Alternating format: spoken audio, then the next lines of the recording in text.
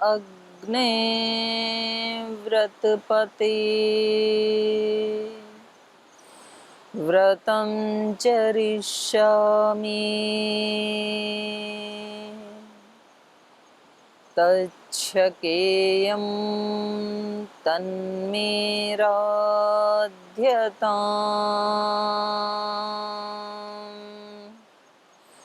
इदमहमनृतात् सत्यमुपैमि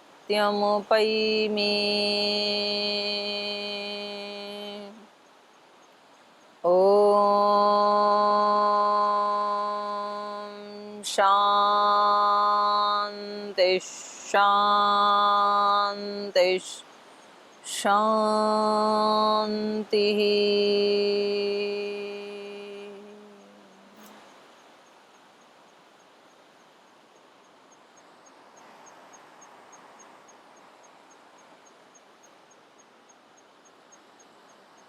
प्रातःकाल की इस ब्रह्म मुहूर्त वेला में, उषा काल में, उषा को नमन करते हुए, भगवान सूर्य देव को प्रणाम करते हुए, हिमालय की इस गोद में माँ अलकनंदा के तीर के ऊपर एक बहुत ही पवित्र वायुमंडल है। चारों तरफ कुछ पक्षी भगवान की स्तुति गा रहे हैं, सूर्योदय हो रहा है। कल कल करती हुई अलकनंदा की आवाज़ भी भगवान की स्तुति ही गा रही है। और ऐसे में हमें महर्षि वाल्मीकि प्रणीत रामायण जैसे महाकाव्य का दिन की शुरुआत में ही अध्ययन करने को मिल रहा है। इसके लिए भगवान का बहुत बहुत कृपा है, बहुत धन्यवाद है, कृतज्ञ हैं, क्योंकि ये कृपा भगवान की अहेतु की कृपा है, कोई हेतु नहीं है इसमें। तो उसका हम सब स्वागत करते हैं। और आइए, जो कल चर्चा चल रही थी, महाराजा दशरथ के मंत्रिमंडल में जो लोग हैं उनका चरित्र कैसा है, तो हमने कल भी चर्चा की थी कि एक तरह से ये जो वर्णन किया जा रहा है, जिसका मंत्रिमंडल इतना सुंदर है, जिसका नगर की व्यवस्था इतनी सुंदर है, तो निश्चित रूप से उस राजा का चरित्र भी बहुत उन्नत है। क्योंकि जैसा नेतृत्व होता है वैसा ही फिर परिवार की और पूरे उसके राज्य की या किसी संगठन की वो ही स्थिति होती है जैसे उसके नेतृत्व की स्थिति होती है। भगवान इतना सुंदर है इसलिए उसकी सृष्टि इतनी सुंदर है। और ये केवल राम के राज्य में, अयोध्या में ये सुंदरता दिखाई दे सकती है, आज दिखाई नहीं दे सकती है, ऐसा भी नहीं है। क्योंकि हम सबको भी उस दिव्य परमात्मा ने, जो दिव्यता का सागर है, माने अनंत दिव्यता है, जिसके अंदर अनंत सौंदर्य, अनंत ज्ञान, अनंत करुणा, अनंत प्रेम, उसने हमें बनाया है। तो किसी इतने बड़े दिव्य मूर्तिकार की मूर्ति अदिव्य कैसे हो सकती है। तो हम सब जो भी यहाँ इस सृष्टि का एक एक कण कण दिव्य है अपने आप में। एक छोटा सा घास का फूल भी अपने आप में दिव्य है, एक छोटी सी चींटी की अपनी दिव्यता है, मनुष्य की अपनी दिव्यता है, हर वस्तु यहाँ पर दिव्य है। लेकिन उस दिव्यता को जो पहचानते हैं, जो अभिव्यक्त कर पाते हैं, वो महापुरुष कहलाते हैं। तो कितने सुंदर इनका चरित्र है राजनेताओं का, राजनेताओं माने मंत्रिमंडल के लोगों का। ये हमने कल पढ़ा कि वो विद्या से विनीत हैं, विद्यावान भी हैं, विनम्र भी हैं। ह्रीमंतः, कोई भी गलत काम करने में वो लज्जा करते हैं। कुशलाः, अपना कार्य करने में अत्यंत कुशल हैं। नियतेन्द्रियाः, विजितेंद्रिय हैं, अपनी इंद्रियों को जीता है उन्होंने। श्रीमंतः, और कोई दरिद्र नहीं है, श्रीमान है। महात्मान है, शस्त्रज्ञ, शास्त्र तो उन्होंने पढ़े ही पढ़े हैं और उसके साथ साथ शस्त्र चलाना भी जानते हैं, माने ज्ञान भी है, पराक्रम उत्साह भी है उनके अंदर। दृढ़ विक्रमाः, उनका पराक्रम सुदृढ़ है। कीर्तिमंतः, कीर्ति वाले हैं। और प्रणिहितः यथावचनकारिणः, हर काम को करने में सावधान रहते हैं और जो वचन दिया है उसको करके दिखाते हैं। तेज क्षमा यशः प्राप्तः, उन्होंने तेज, क्षमा और यश को प्राप्त किया है। स्मित पूर्वाभिभाषिणः, मुस्कुरा करके बात करते हैं, वरना अगर दिव्यता व्यक्ति में ना हो तो कोई थोड़ा छोटा सा भी पद मिल जाए, माने चाहे उसको 5-10 लोगों के ऊपर ही लीडरशिप मिल जाए, 5-10 भी छोड़ो, अपने घर में ही अगर उसको अपने घर का लीडरशिप मिल जाए तो व्यक्ति बदमिजाज बन जाता है। उसको लगता है यहाँ सब मेरा ही चलता है, तो उसके अंदर एक जो सौम्यता है वो चली जाती है। लेकिन ये सब कैसे हैं? स्मित पूर्वाभिभाषिण, हाँ, बोलने से पहले मुस्कुरा करके बात करते हैं। कितनी बड़ी बात है ये। आगे कहा, क्रोधात कामार्थ हेतोवाह न ब्रूयु अनृतम वचः, कभी गुस्से में आकर के भी ये झूठ नहीं बोलते हैं, अनृत वचन नहीं करते हैं। और कामार्थ हेतोवाह, किसी कामना से व्यक्ति बोलता है कि जी जब किसी बहुत लोगों का हित हो रहा हो यदि, तो उस समय तो हमें झूठ बोल देना चाहिए। वो उस समय और लोगों का हित हमारे ध्यान में नहीं रहता, इसलिए झूठ नहीं बोलते हम। उस समय हमारी कामना ये होती है कि हमें वो अच्छा लग रहा होता है, तो इसमें दूसरे लोगों के हित की बात नहीं है, बल्कि हम स्वयं ही इतने कामना से युक्त होते हैं। तो ये जो लोग हैं ये किसी कामना से युक्त होकर के किसी भी हेतु से झूठ नहीं बोलते हैं, सत्यपरायण हैं। अब ये तो फिर योगी हो गया ना, सत्य प्रतिष्ठायाम, सत्य में प्रतिष्ठित होने से उसकी वाणी अमोघ हो जाती है।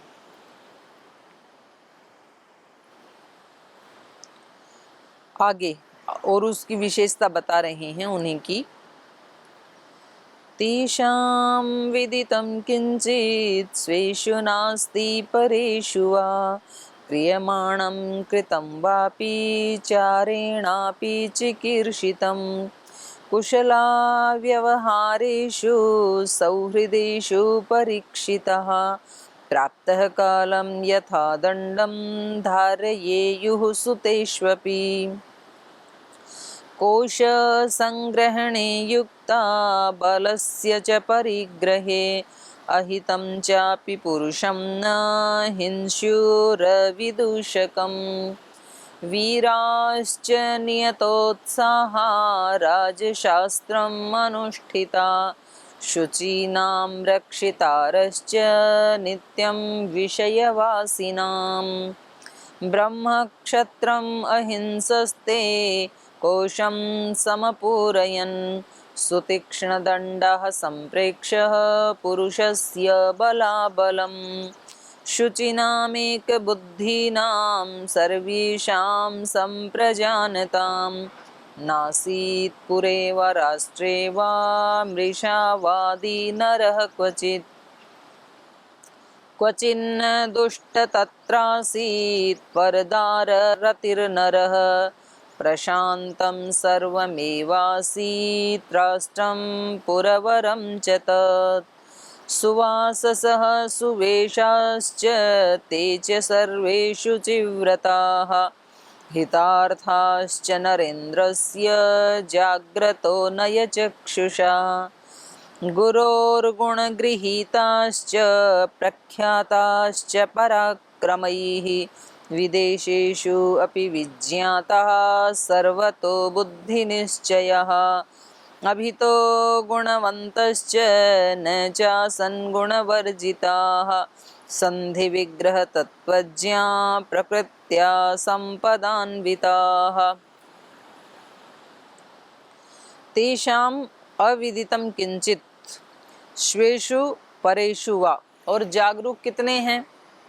कह रहे हैं कि अपने राज्य में स्वेषु माने अपने लोगों में क्या हो रहा है, परेषु वा या दूसरे राज्य के आस पड़ोस राज्य के जो लोग हैं वो क्या कर रहे हैं। स्वेषु परेषु वा तेषाम अविदितम किंचित नास्ति।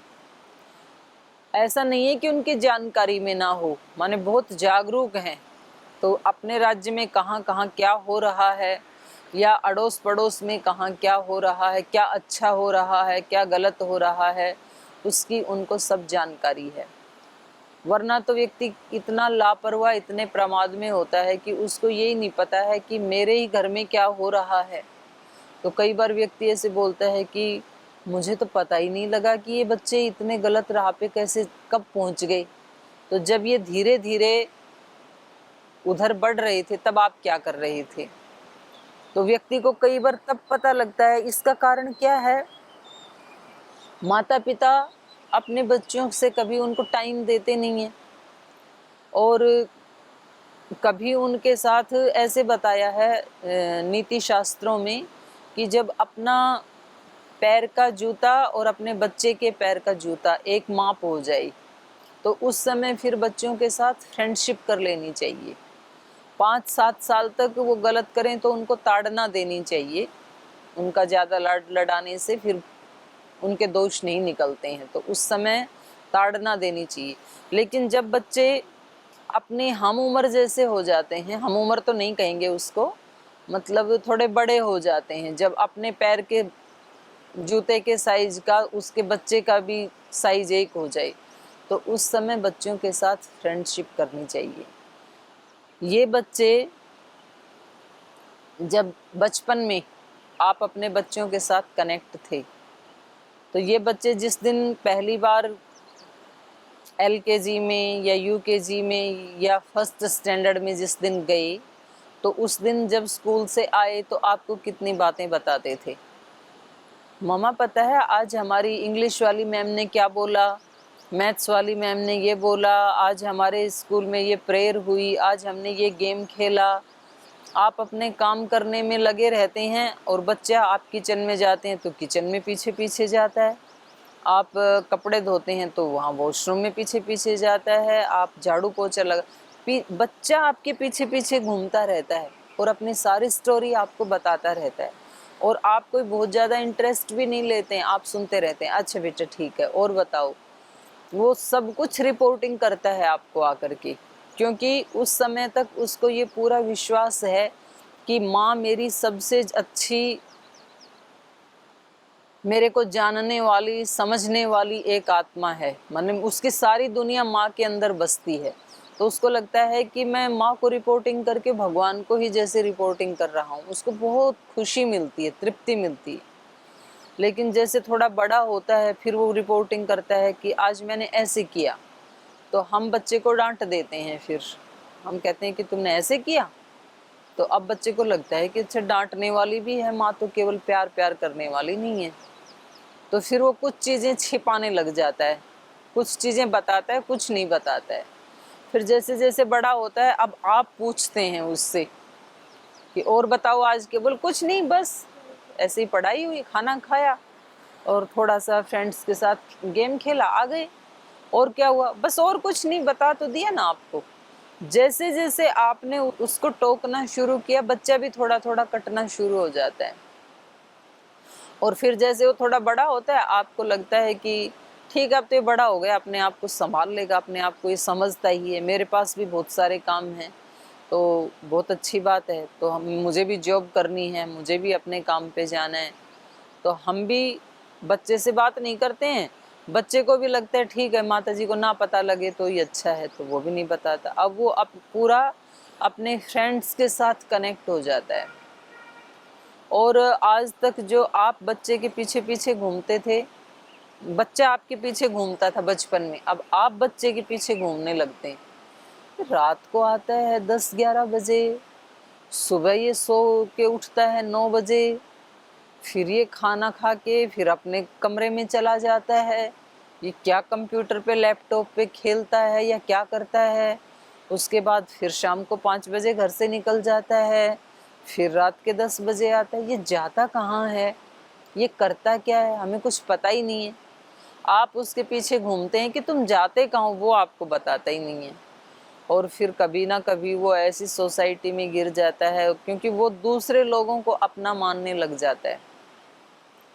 तो आप फिर उस समय पश्चाताप करते हैं। तो जिस समय वो धीरे धीरे बाहर कनेक्ट हो रहा था और आपको ये लग रहा था कि अच्छा ही है, हम भी अपने काम में लगे हैं, ये अपने काम में लगा है, तो बातचीत जो नहीं हो रही थी, जो संवादहीनता बन रही थी और जो परस्पर एक अपनेपन का भाव जो टूट रहा था। आप भी सोच रहे थे कि मैंने खाना बना के रख दिया, जब आएगा खा लेगा, ठीक है, मेरा काम खाना बनाने का था। तो उस समय हमें पता नहीं लगता है, लेकिन हम तब पश्चाताप करते हैं जब सब कुछ हमारे हाथ से निकल चुका होता है। तो जो जागरूक माता पिता होते हैं वो ऐसा नहीं होने देते हैं। वो अपने बच्चे की हर एक्टिविटी के ऊपर नज़र रखते हैं। अगर बच्चे को कभी किसी व्यक्ति के साथ संपर्क हो गया, कभी किसी के साथ उसकी मित्रता हो गई, तो वो जो अच्छे माँ बाप होते हैं उनके बच्चे आके उनको बताते हैं और फिर वो उनकी हेल्प करते हैं हर काम में।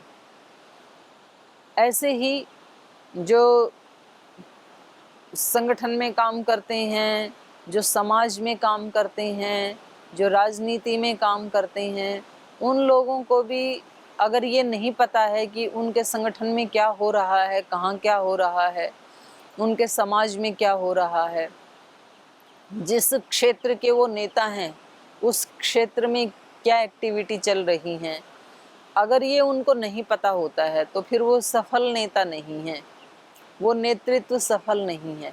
क्योंकि वहाँ कभी भी कोई इस प्रकार की अनहोनी घटना घट सकती है। तो ये जो मंत्रीगण हैं, ये ऐसा नहीं है कि जी अब ऊंचे पद पे पहुंच गए तो हमारी तो 5 साल हमारी कुर्सी को तो कोई खतरा है नहीं। तो जो होता है वो होता रहे, और हम जब इलेक्शन आएगा तो उसके 2 महीना पहले फिर हम जा कर के खूब सारी सभाएं करेंगे। जब इलेक्शन होता है तो सारे नेताओं के पास कितना टाइम होता है, सुबह से शाम तक 10-10 सभाएं करते हैं, घर घर जाते हैं, जो उस इलाके के प्रमुख व्यक्ति हैं उनसे मिलते हैं। उनको सब दिखाई देता है कि यहाँ बिजली कम आती है, यहाँ पानी की व्यवस्था ठीक नहीं है, यहाँ सड़कें ठीक नहीं हैं, यहाँ के लोगों के पास पर्याप्त मात्रा में रोजगार नहीं है। तो फिर वो कहते हैं हम सड़कें बनवाएंगे, हम पानी की व्यवस्था करेंगे, हम बिजली की व्यवस्था करेंगे, हम नौकरी लगवाएंगे। तो लोग बड़े खुश होते हैं, कितना भला आदमी है। लेकिन जैसे ही इलेक्शन जीता, फिर उसके बाद वो कहीं आकाश में या पाताल में गायब हो जाते हैं। तो अब वो सोचते हैं कि वो कहाँ गए, हम उनको ढूंढें कहीं, वो दिव्य आत्मा कहाँ पहुँच गई। अब वो ढूंढते हुए, उसका पता लगाते हुए कहीं पता लगता है कि इस कोठी में रहते हैं, इस मकान में, बंगले में रहते हैं। वो वहाँ पे जाते हैं बेचारे कि हमें उनसे मिलना है, उन्होंने हमारे से वादा किया था कि हम आपके बच्चे को रोजगार देंगे, हमारी ये परेशानी है, हम उनसे मिलना चाहते हैं, वो हमारे नेता हैं। वो उनके जो गेट के ऊपर खड़े हैं सिक्योरिटी मैन, वही भगा देते हैं, उनको मिलने भी नहीं देते हैं 5 साल तक। तो ये जो स्थिति है, इससे फिर वैसा ही परिणाम आता है। ना तो प्रजा सुखी होती है, ना तो राजा सुखी होता है। तो अगली बार लोग फिर उसको हरा देते हैं। तो ये परस्पर कैसा वो होना चाहिए संबंध। अगर वो चलो रोजाना उनके पास इतना टाइम नहीं है, तो कम से कम 1 महीने में, 2 महीने में, 6 महीने में उनको अपनी प्रजा में जाकर के सभाएं करनी चाहिए। तो फिर वो वास्तव में नेता होता है। जो संगठन में काम करते हैं तो उनको जितना कार्य क्षेत्र उनको मिला है उस कार्य क्षेत्र में अब मानो किसी को एक जिले का नेतृत्व मिला है, तो उसको अपने जिले की हर तहसील में कम से कम 1 महीने में जाना चाहिए। जिसको पूरे प्रांत का दायित्व मिला है, तो उसको अपने प्रांत में हर जिले में कम से कम 1 या 2 महीने में जरूर चले जाना चाहिए, नहीं तो फिर वो लोग कनेक्ट कैसे होंगे। और जिनके पास पूरे देश का दायित्व है, तो उनको कम से कम, क्योंकि देश बड़ा है, तो उनको कम से कम 1 साल में हर प्रांत में चले जाना चाहिए, नहीं तो फिर लोग कट हो जाते हैं, फिर वो ठीक काम नहीं करते हैं, उनको उत्साह नहीं मिलता है। उनके कार्य को जब हम देखते नहीं, अच्छा हो रहा है या बुरा हो रहा है, तो अच्छा हो जो लोग करते हैं उनको प्रेरणा नहीं मिल पाती है, और जो लोग कुछ उल्टा पुल्टा करते हैं उनको दंड नहीं मिल पाता है, तो फिर वो सारा का सारा कार्य वहाँ रुक जाता है। अच्छे करने वाले भी बैठ जाते हैं, उनको उत्साह नहीं मिलता है।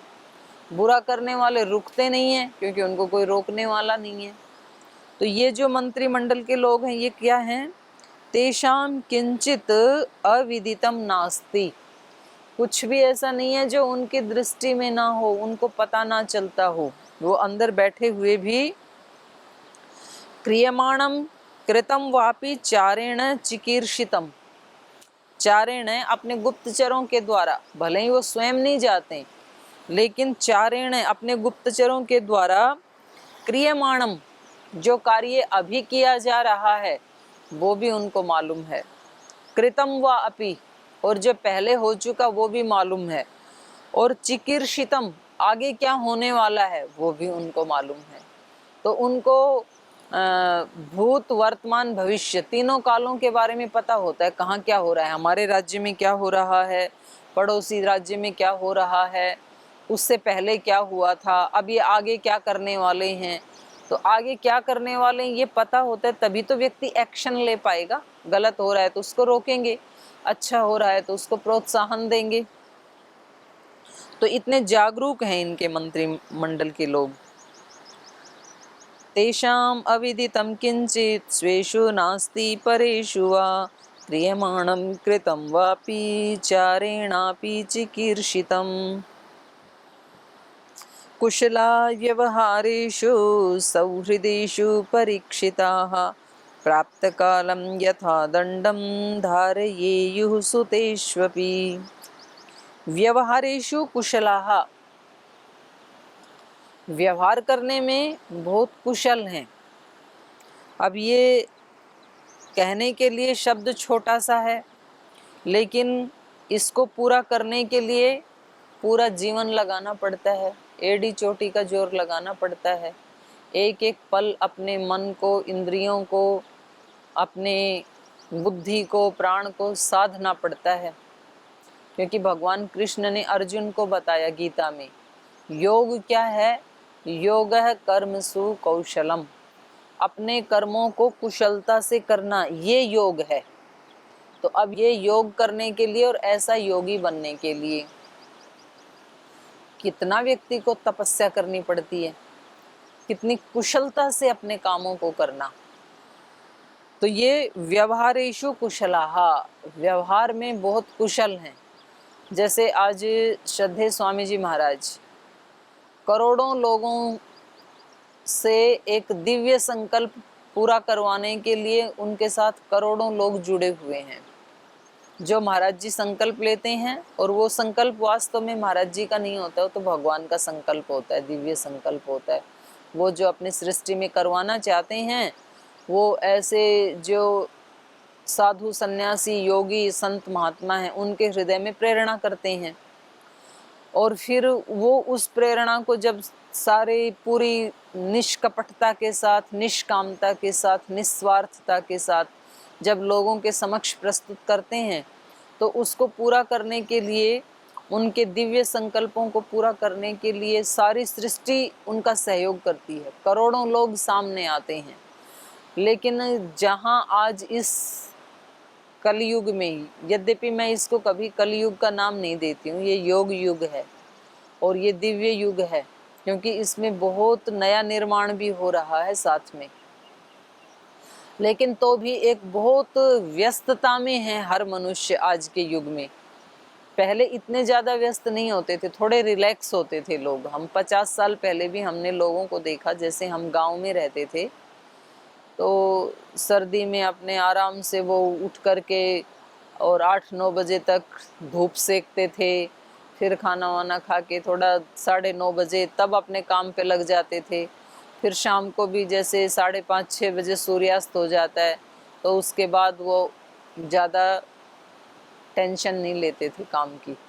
अब आजकल तो सर्दी हो गर्मी हो, मनुष्य घड़ी के हिसाब से चलता है और उसको मतलब रिलैक्स के लिए नहीं है, विटामिन डी के लिए कैप्सूल तो खा लेगा, लेकिन धूप में बैठने के लिए उसके पास टाइम नहीं है।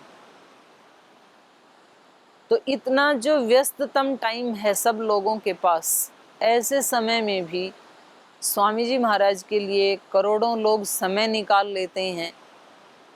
और वो चाहे कहीं बाहर जाके कार्यक्रम करते हैं, चाहे आज वो लॉकडाउन के दौरान अपने संत कुटीर में बैठ के ही प्रोग्राम करते हैं, तो भी अभी आजकल लगभग 3 बिलियन अर्थात 30 लाख लोग रोजाना कार्यक्रम को देखते हैं। तो ये कितनी बड़ी बात है। तो ये कैसे होता है? एक तो तरफ तो हमारे परिवार के 4 लोग भी हमारी बात सुनने को तैयार नहीं है, एक ऐसा मनुष्य है कि उसकी बात को लाखों लोग सुनने के लिए तैयार हैं, करोड़ों लोग सुनने के लिए तैयार हैं। तो इसको बोलते हैं कुशलता। जो जितना व्यवहार में कुशल होगा, किस व्यक्ति के साथ कैसा व्यवहार करना चाहिए, तो फिर वैसा ही दूसरे लोग भी उसको रिस्पॉन्स देते हैं। तो ये जो इनके मंत्रिमंडल के लोग हैं, कुशला व्यवहारेषु, बहुत व्यवहार कुशल हैं। माने ये किसी गरीब आदमी को ऐसे ही झड़क नहीं देते हैं, अमीर व्यक्ति के सामने अनावश्यक चापलूसी नहीं करते हैं, और जैसा जिसके साथ प्रीति पूर्वक व्यवहार करना चाहिए, यथा योग्य व्यवहार करना चाहिए, वैसा ये व्यवहार करते हैं। सौहृदेषु परीक्षिताः, और कह रहे हैं सौहृदेषु, सुहृदयता में, परीक्षिता, उनका परीक्षण हो चुका है कई बार। क्योंकि राजा भी जो अपने आसपास के जो मंत्रिमंडल के लोग हैं उनकी परीक्षा लेते रहते हैं कि इनके अंदर कितनी सुहृदयता है। महाराज जी भी ऐसे करते हैं। तो मेरे को याद है जब मैं वहाँ पर हरियाणा में सेवा करती थी और स्वामी जी महाराज का शिविर लगने वाला था, वहाँ पे हमने एक शिविर रखा था। तो हमने एक, जब शिविर लगता है ना तो 3-4 लोगों की ड्यूटी लगाई जाती है कि भाई बहुत सारे फ़ोन आएंगे तो आप लोग उनको अटेंड करना। तो हमने वहाँ ड्यूटी दी हुई थी, एक कर्नल साहब थे, फौज में रहे हुए थे, वैसे बहुत ही थे, अभी भी हैं, बहुत ही सेवा परायण थे, साधु पुरुष थे। लेकिन क्योंकि फौजियों का अपना जो अनुशासन होता है दिनचर्या का, वो बिल्कुल उससे 1 मिनट इधर उधर होते नहीं हैं। तो एक दिन उनको ड्यूटी दी थी, थोड़े बुजुर्ग थे वो, कि भाई साहब आप फ़ोन सुनते रहना, जिसके भी फ़ोन आए और उनको आप सूचना देते रहना। तो 9 बजे एक दिन स्वामी जी महाराज ने उनको फ़ोन किया, क्योंकि वो नंबर उस पे चलते हैं, आस्था के स्क्रॉल पे चलते हैं। तो वहाँ से स्वामी जी ने देखा, मतलब ये जांच करने के लिए अब स्वामी जी के पास कितने काम हैं, अब उनको कैसे ये ख्याल आएगा, लेकिन एक छोटी छोटी चीज़ को भी वो कैसे देखते हैं